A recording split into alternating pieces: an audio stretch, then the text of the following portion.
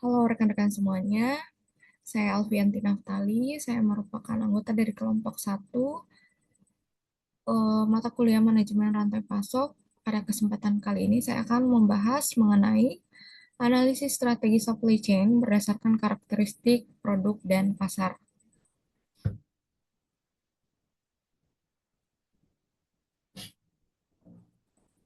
Nah, di sini terdapat judul dan identitas akademik, di mana judulnya adalah analisis strategi supply chain berdasarkan karakteristik produk dan pasar. Kemudian topik utamanya, transformasi operasional melalui pendekatan efisien, responsif, dan strategi postponement. Kemudian penyusunnya merupakan kelompok 1, program studi akuntansi Universitas Siber Asia. Kemudian konteksnya, materi ini disusun untuk membedah bagaimana keselarasan strategis menjadi penentu utama keberhasilan bisnis di era globalisasi.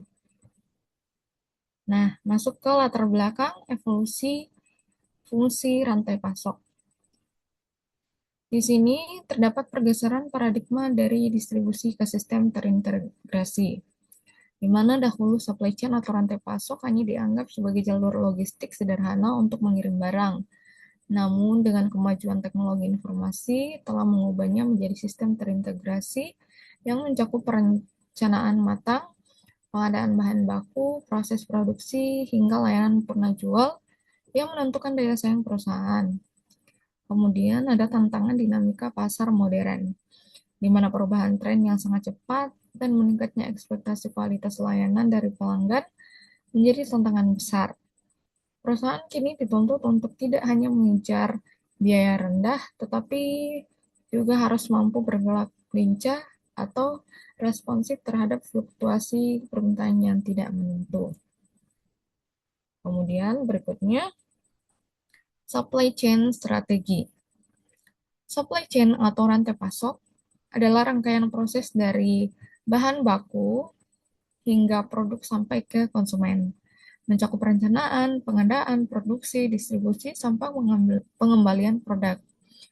Tujuan dari supply chain adalah untuk meningkatkan efisiensi, menekan biaya, dan memastikan ketepatan waktu. Mengapa pentingnya supply chain strategi?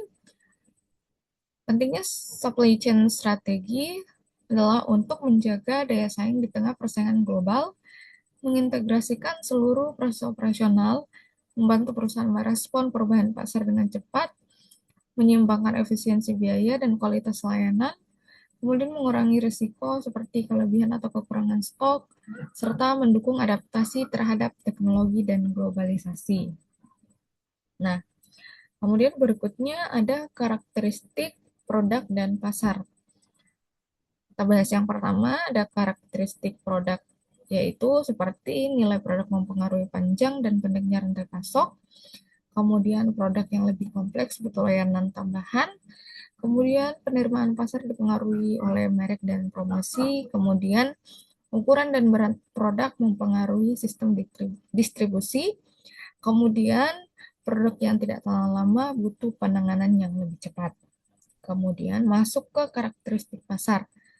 Karakteristik pasar di sini mencakup permintaan yang tidak stabil, butuh sistem yang lebih responsif, kemudian perubahan pasar yang cepat menuntut fleksibilitas, kemudian persaingan tinggi menuntut keunggulan dalam distribusi, dan pola permintaan yang berubah-ubah perlu strategi yang adaptif, serta jangkauan pasar yang luas membuat distribusi yang lebih kompleks. Berikutnya ada pilihan strategi, yaitu efisien dan responsif. Nah, di sini saya akan membahas bagian yang pertama, yaitu efisien supply chain. Nah, efisien supply chain di sini berfokus pada efisiensi biaya dengan tujuan utama menekan biaya produksi dan distribusi agar harga menjadi lebih kompetitif. Nah, strategi ini cocok diterapkan pada produk dengan permintaan yang stabil dan mudah diprediksi. Dalam penerapannya, perusahaan biasanya mengutamakan produksi dalam skala besar, mengurangi pemborosan, serta memaksimalkan pemanfaatan kapasitas yang ada. Kemudian, yang kedua ada responsive supply chain, di mana responsive supply chain ini berfokus pada kecepatan dan fleksibilitas dalam merespon perubahan pasar. Tujuan utamanya menghindari kehilangan penjualan akibat kekurangan stok. Nah, strategi ini cocok diterapkan pada produk dengan permintaan yang tidak pasti dan cenderung cepat berubah. Dalam pelaksanaannya, perusahaan menekankan ketepatan waktu pengiriman, fleksibilitas dalam produksi, serta kemampuan untuk menyesuaikan diri terhadap perubahan permintaan pelanggan. Kemudian bagian ketiga ada strategi fit atau keselarasan. Nah, supply chain strategi harus disesuaikan dengan jenis produk dan kondisi pasar yang dihadapi. Jika tidak sesuai, hal ini dapat menyebabkan peningkatan biaya atau bahkan hilangnya peluang bisnis. Oleh karena itu, perusahaan perlu menjaga keseimbangan antara efisiensi dan responsivitas agar operasional tetap optimal dan mampu merespon kebutuhan pasar dengan baik. Berikutnya ada decoupling point pada supply chain. Jadi, decoupling point berperan sebagai batas antara aktivitas yang didorong oleh peramalan, permintaan, atau forecast driven, dan aktivitas yang didorong oleh pesanan aktual pelanggan atau order driven. Nah, di sini kita masuk ke bagian yang pertama yaitu sistem push dan pull dalam supply chain. Nah, apa itu push system? Jadi push system merupakan produksi yang dilakukan berdasarkan perkiraan permintaan. Nah, cocok untuk produk yang permintaannya lebih stabil dengan risiko stok bisa kelebihan atau malah kurang. Kemudian pull system. Nah, pull system itu merupakan produksi yang dilakukan setelah ada pesanan dari pelanggan. Lebih aman dari sisi stok, namun siap cepat untuk memenuhi permintaan. Berikutnya masuk ke bagian kedua, jenis strategi berdasarkan posisi decoupling point. Yang pertama yaitu make to stock, di mana produk dibuat berdasarkan perkiraan lalu disimpan sebagai stok jadi. Cocok untuk produk dengan permintaan stabil dan variasi rendah. Kemudian fokusnya ada pada ketersediaan stok dan efisiensi distribusi.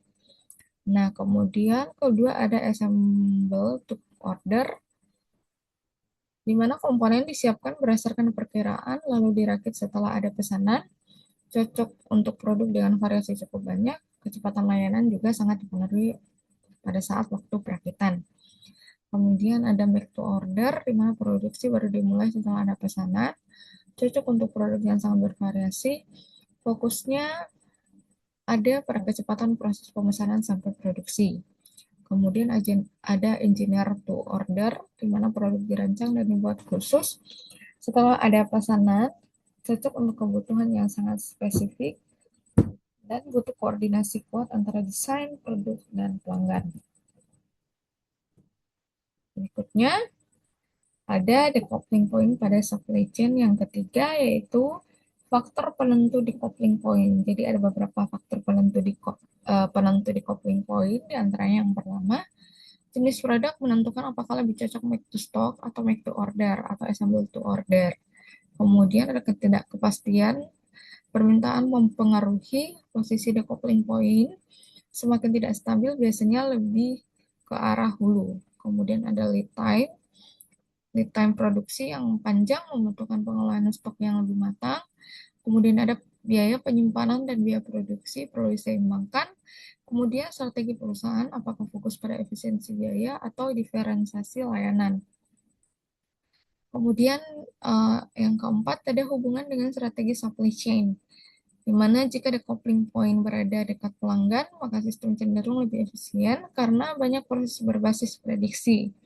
Jadi jika berada lebih dekat pada proses awal produksi, sistem menjadi lebih responsif karena lebih banyak berbasis pesanan langsung. Baik, berikutnya decoupling point supply chain yang kelima, yaitu contoh penerapan dalam dunia industri, yaitu ada pada industri makanan dan minuman menggunakan make to stock karena permintaan relatif stabil. Kemudian pada industri komputer menggunakan assemble to order agar bisa menyesuaikan spesifikasi pelanggan. Kemudian industri konstruksi menggunakan engineer to order karena setiap proyek berbeda.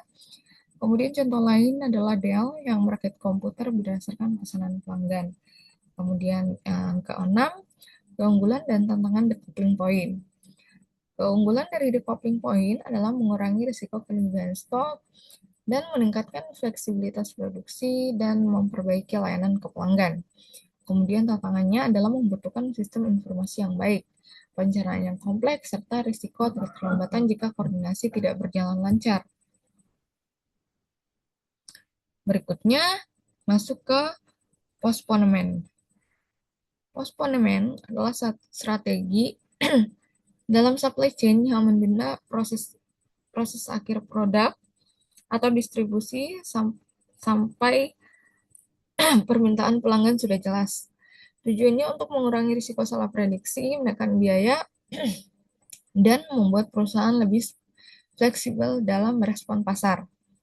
Bentuk postponement yaitu pertama, form postponement di mana produk dibuat setengah jadi lalu disesuaikan setelah ada pesanan, kemudian logistik postponement di mana produk disimpan terpusat kemudian dikirim setelah permintaan jelas. Nah, kemudian masuk ke keuntungan dari penerapan strategi postponement, di mana keuntungannya yaitu biaya penyimpanan dan produksinya lebih rendah, kemudian kepuasan terhadap pelanggan meningkat karena produk lebih sesuai dengan kebutuhan, serta potensi keuntungan lebih besar karena layanan yang diberikan lebih efisien dan lebih fleksibel. Kemudian ada tantangan dalam penerapan strategi postponement, yaitu yang pertama, butuh koordinasi serta manajemen yang kuat, serta butuh perubahan sistem tidak mudah dilakukan, serta membutuhkan kerjasama antar bagian dari perusahaan. Nah, kesimpulannya, yaitu manajemen supply chain bukan hanya soal distribusi barang, tetapi sistem terintegrasi yang berperan penting dalam menjaga daya saing perusahaan, serta mengurangi risiko seperti kelebihan atau kekurangan stok. Kemudian keberhasilan supply chain sangat bergantung pada kesesuaian strategi dengan karakteristik produk dan kondisi pasar, di mana produk yang stabil cenderung menekankan efisiensi, sedangkan produk yang dinamis membutuhkan respon yang lebih cepat. Selain itu, keseimbangan antara strategi efisien dan responsif, serta penentuan decoupling point menjadi hal penting dalam mengatur aliran produksi dan permintaan. Strategi postponement juga membantu perusahaan menekan biaya dan meningkatkan kepuasan pelanggan dengan menunda proses akhir produk sampai permintaan benar-benar jelas. Baik, demikian materi yang dapat saya sampaikan. Terima kasih untuk waktu dan kesempatannya.